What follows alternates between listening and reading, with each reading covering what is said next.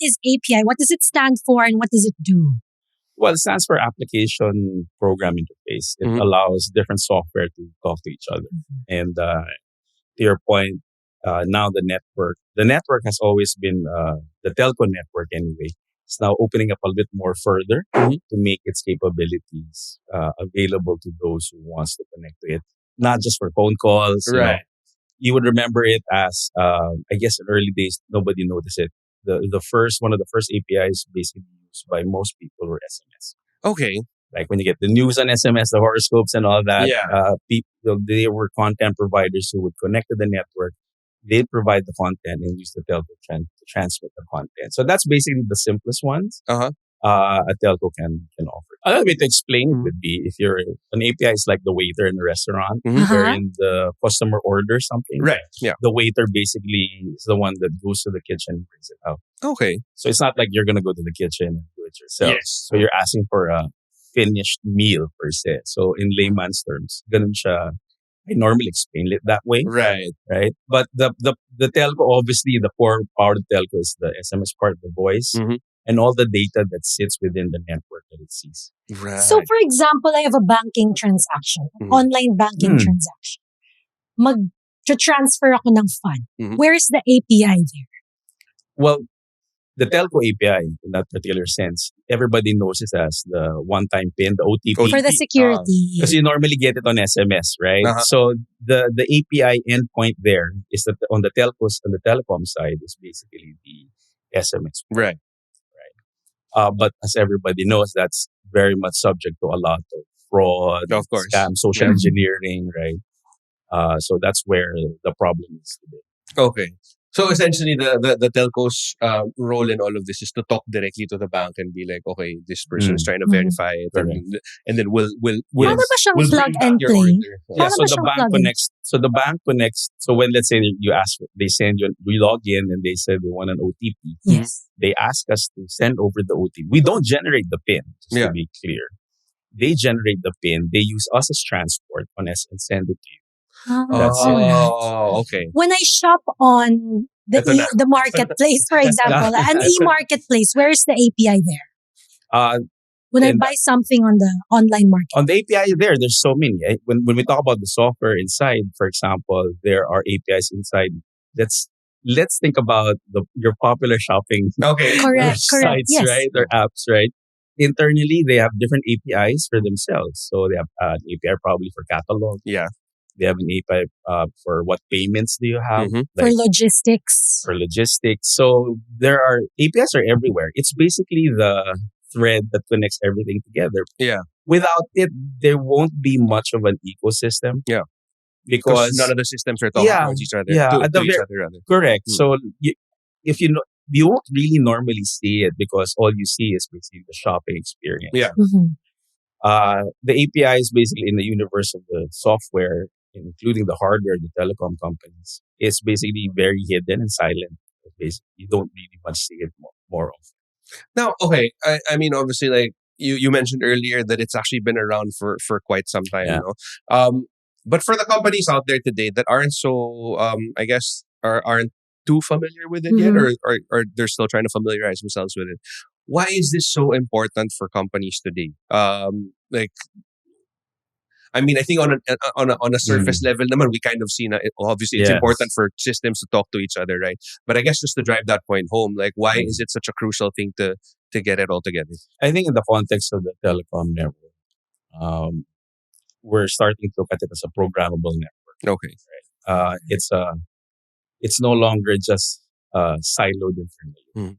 So we're opening up elements of the network so that businesses can use it on different use cases. One thing that is a big problem now in terms of, for example, SMS OTP, it's highly prone. It's prone to fraud, Yeah. scam. So a newer version, not a newer version of OTP. It's not a new version of SMS. It's a new way of security. Okay. And we call it G-Verify. It's basically silent network authentication. The SMS itself goes away. So there's no PIN that needs to be sent. Right.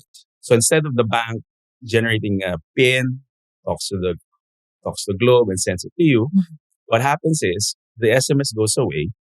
They just ask Globe, is this a legit SIM request? Mm-hmm. And Right? how does Globe know if it's a legit? We have the number. So it's in the net. knew. It's in the network. The Okay. number sits in the network. We know the SIM and the device. We see it. Okay, it's legit.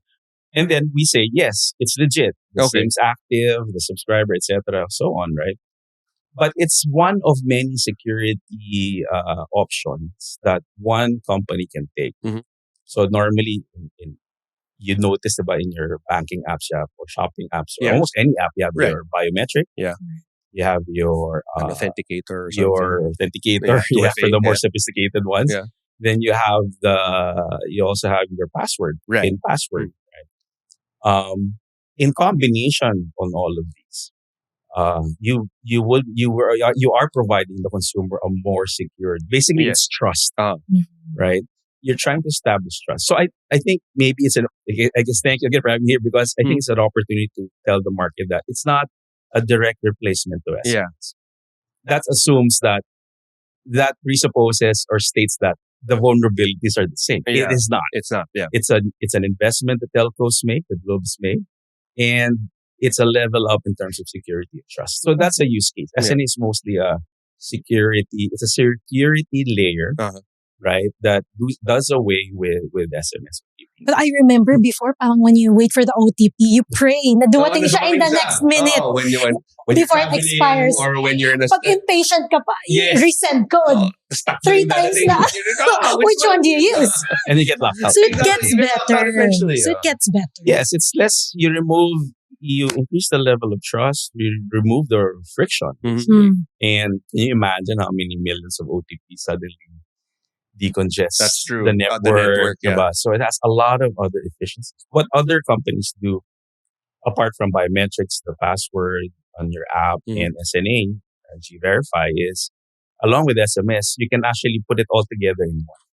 Okay. Oh. Parang it could be SMS could be a fallback, Okay. right? Or maybe certain transactions that are not so sensitive could be an OTP, Mhm. right? It's basically identity, Okay. Mhm. right? That's what it does. What are your best selling? Yung mga patok na API products that Globe offers. Well, Globe, and I guess historically SMS, but G-Verify is now the SNA part is the Okay. hottest one, Mhm.